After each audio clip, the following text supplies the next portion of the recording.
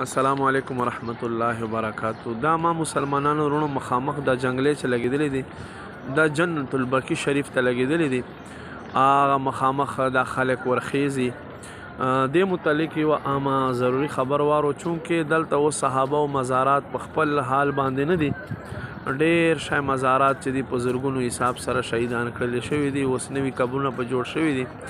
دا ویډیو دې دپاره کوم چې دلته ډېر خلک راځي ورخیږي او بیا هلته دننه پکې ګرځي تر سره پورې لاړ شه، بیا یو وایي ما خو سره پورې وګرځم. دا کوشش دا کوئ، شیخ طریقت امیر اهل سنت هم رفیق المعتمرین کې لیکلي دي چې تاسو مطلب دا ده چې دې ته وردننه کې دا کوشش مه کوئ بلکې بهر طرف ته ودرېده او بهر خواته دعا کولو کوشش کوئ، ځکه چې دننه روډونه پکې جوړ شوي دي او د صحابه او مزارات شهیدان کړل شوي دي.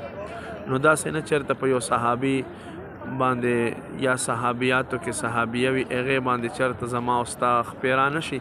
دا لار ورغلی د دواړه خوانه خلک ورخیږي.